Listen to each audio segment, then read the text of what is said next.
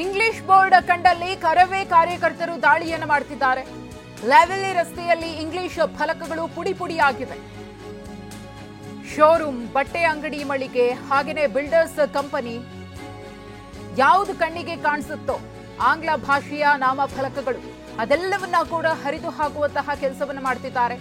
ದೊಣ್ಣೆಯಿಂದ ಬೋರ್ಡ್ಗಳನ್ನ ಒಡೆದು ಹಾಕಿ ತಮ್ಮ ಆಕ್ರೋಶವನ್ನ ಕರವೇ ಹೊರಹಾಕ್ತಿದೆ. ಫುಟ್ಪಾತ್ ಮೇಲೆ ಚೆಲ್ಲಾಪಿಲ್ಲಿಯಾಗಿ ಆಂಗ್ಲ ಬೋರ್ಡ್ಗಳು ಬಿದ್ದಿವೆ. ಗಮನಿಸ್ತಾ ಇದ್ದೀರಿ ದೃಶ್ಯಾವಳಿಗಳಲ್ಲಿ.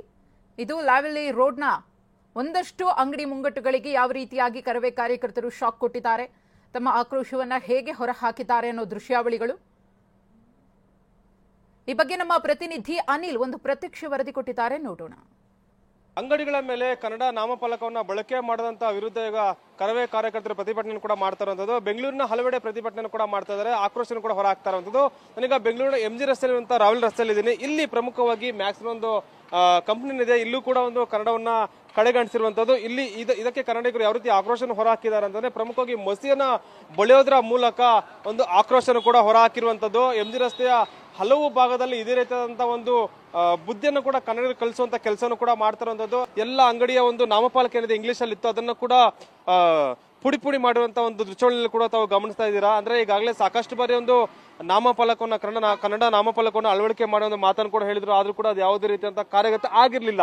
ಎಲ್ಲವನ್ನು ಕೂಡ ನಜ್ಜುಗುಜ್ಜಾಗಿ ಕೂಡ ಮಾಡಿರುವಂತದ್ದು, ಮತ್ತೆ ಬ್ಯಾನರ್ ಗಳನ್ನ ಕೂಡ ಹರಿದು ಹಾಕುವಂತ ಘಟನೆಗಳು ಕೂಡ ಇಲ್ಲಿ ಆಗಿರುವಂತದ್ದು. ಇದು ಕೇವಲ ಈ ಒಂದು ಭಾಗದಲ್ಲಿ ಅಷ್ಟೇ ಅಲ್ಲದೆ ಬೆಂಗಳೂರಿನ ಹಲವು ಏರಿಯಾಗಳಲ್ಲಿಯೂ ಕೂಡ ಅಂದ್ರೆ ಹೈಫೈ ಏರಿಯಾ, ಈಗ MG ರಸ್ತೆ ಆಗಿರ್ಬೋದು, ಅಲ್ಲೂ ಕೂಡ ಸಾಕಷ್ಟು ಕೆಲವೊಂದು ಕಮರ್ಷಿಯಲ್ಗಳು ಬಿಲ್ಡಿಂಗ್ ಅಲ್ಲಿ ಕೂಡ ಬರ್ತವೆ, ಕಮರ್ಷಿಯಲ್ ವ್ಯಾಪಾರ ವಹಿವಾಟು ಕೂಡ ಅಲ್ಲಿ ನಡೆಯುತ್ತೆ.